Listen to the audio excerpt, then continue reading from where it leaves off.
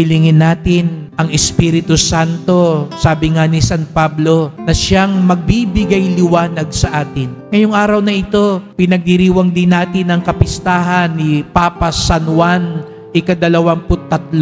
Siya yung nag-umpisa din ng malaking reforma sa simbahan. Ganon din nangyari sa kanya. Nung sinabi niyang, lawakan natin yung pag-iisip natin. Anong sabi ng mga tao? Kampon siya ng demonyo. Nung sinabi niyang, magkaisa tayo. Dapat magkaunawaan tayo, magtulong tayo. Muslim ka man, hindi ka man Katoliko, sama-sama tayo. Anong sabi ng mga kalaban niya? Sugo yan ng demonyo. Hindi yan galing sa Diyos. Ngayon nakakapagsimba tayo sa wika natin. Nung sinimulan niya ni Papa Juan 23, binatikos din siya. Nung siya'y umaabot sa mga hindi Katoliko, hindi yan nagustuhan ng mga tao. Nung nakikipaglaban siya para sa katarungan, anong sabi? Namumulitiko siya. Mga kapatid, hilingin natin din kay Papa San Juan 23 na katulad niya, tayo'y maging tunay na Kristiyano, tunay na deboto, tunay na alagad, tunay na pinagpala, sapagkat alam natin, pipiliin natin at